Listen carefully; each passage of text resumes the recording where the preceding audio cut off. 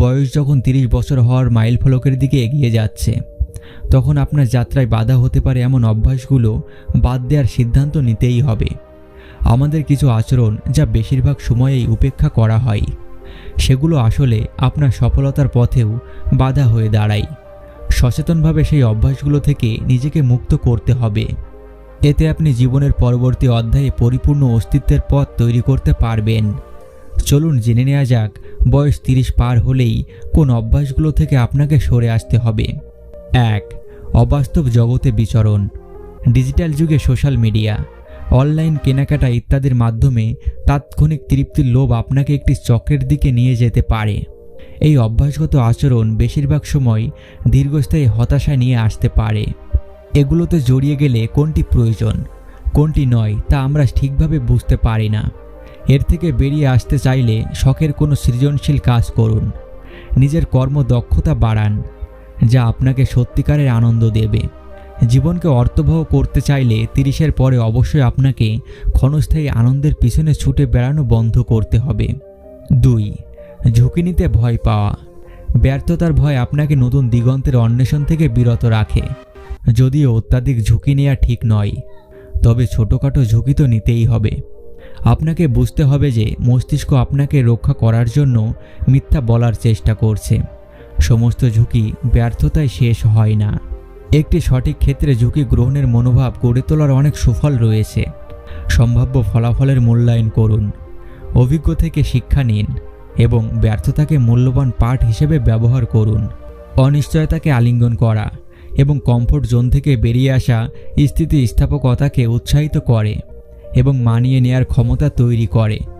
তাই বয়স 30 পার হলে ঝুঁকি নিতে ভয় পাওয়ার অভ্যাস বাদ দিন। 3. নিজেকে ভিকটিম মনে করা। জীবনে সমস্যা থাকবেই, সেজন্য সবসময় অন্যদের দায়ী করবেন না। বিশেষ করে যখন আপনার বয়স 30 পার হয়ে যাবে, তখন এ বিষয়ে আপনাকে আরও ভাবতে হবে। সমস্যাগুলোর উৎস আসলে কোথায় এবং তা সত্যি সমস্যা কিনা তা ভেবে দেখুন। নিজেকে সব ক্ষেত্রে ভিকটিম হিসেবে উপস্থাপন করা বন্ধ করুন। এটি আপনাকে আরও দুর্বল হিসেবে উপস্থাপন করে। কিছু সমস্যার দায় নিজের উপরও নিতে শিখুন। ভুল হলে তা স্বীকার করার অভ্যাস করুন।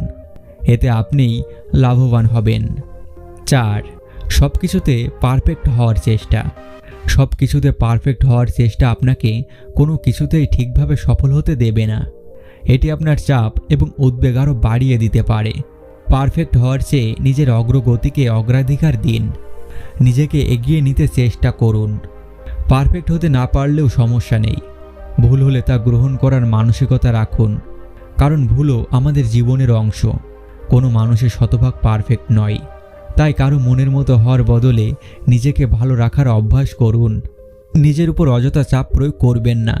সবাই সব কিছু হওয়ার জন্য পৃথিবীতে আসে না, তাই নিজেকে সব কিছুতেই সেরা হিসেবে দেখতে চাওয়ার প্রয়োজন নেই।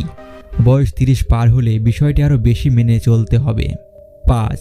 মাল্টিটাস্কিং। মাল্টিটাস্কিংকে দক্ষতার প্রতীক হিসাবে দেখা হয়, কিন্তু মজার বিষয় হলো এটি আমাদের উৎপাদনশীলতাকে বাধা দিতে পারে।